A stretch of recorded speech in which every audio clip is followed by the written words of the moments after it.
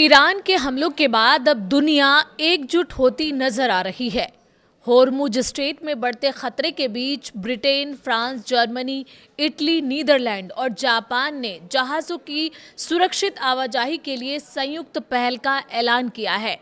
तेल और gas supply पर मंडराते संकट के बीच अब ये देश सैन्य और कूटनीतिक दोनों स्तर पर सक्रिय हो गए हैं। नमस्कार, मैं हूं वंदना त्यागी और आप देख रहे हैं न्यूज़ 18 राजस्थान का डिजिटल चैनल।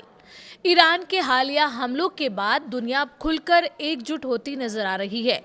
होर्मुज स्ट्रेट, जो वैश्विक तेल और गैस आपूर्ति का सबसे अहम समुद्री रास्ता है, इन दिनों गंभीर संकट से गुजर रहा है। वाणिज्यिक जहाजों पर ड्रोन और विस्फोटक नौकाओं से हुए हमलों के चलते यहां जहाजों की आवाजाही लगभग ठप हो गई है और सैकड़ों जहाज रास्ते में फंसे हुए हैं। इसका सीधा असर वैश्विक सप्लाई चेन और ऊर्जा बाजार पर पड़ा है, जिससे भारत समेत कई देशों की चिंताएं बढ़ गई है। इसी बढ़ते खतरे के बीच Britain, France, Germany, Italy, Netherlands और जापान ने मिलकर बड़ा कदम उठाने का संकेत दिया है। इन देशों ने संयुक्त बयान जारी कर कहा है कि वो होर्मुज स्ट्रेट से गुजरने वाले जहाजों की सुरक्षित आवाजाही सुनिश्चित करने के लिए सैन्य और कूटनीतिक सहयोग करेंगे। साथ ही उन्होंने ईरान के हमलों की कड़ी निंदा करते हुए इसे वैश्विक शांति और स्थिरता के लिए गंभीर खतरा बताया है। उनका कहना है कि समुद्री मार्गों में बाधा और ऊर्जा आपूर्ति पर असर पूरी दुनिया को प्रभावित करेगा। इस तनाव का असर खाड़ी के ऊर्जा ढांचे पर भी साफ दिखाई दे रहा है।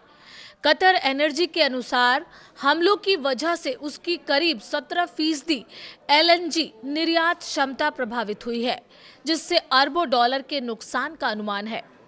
कतर और सऊदी अरब के तेल और गैस संयंत्रों पर हुए हमलों ने उत्पादन को प्रभावित किया है, जिससे वैश्विक बाजार में अस्थिरता बढ़ गई है। हालात को संभालने के लिए ये देश अब ऊर्जा उत्पादन बढ़ाने पर भी जोर दे रहे हैं और अन्य उत्पादक देशों के साथ समन्वय की बात भी कर रहे हैं, ताकि बाजार को स्थिर रखा जा सके।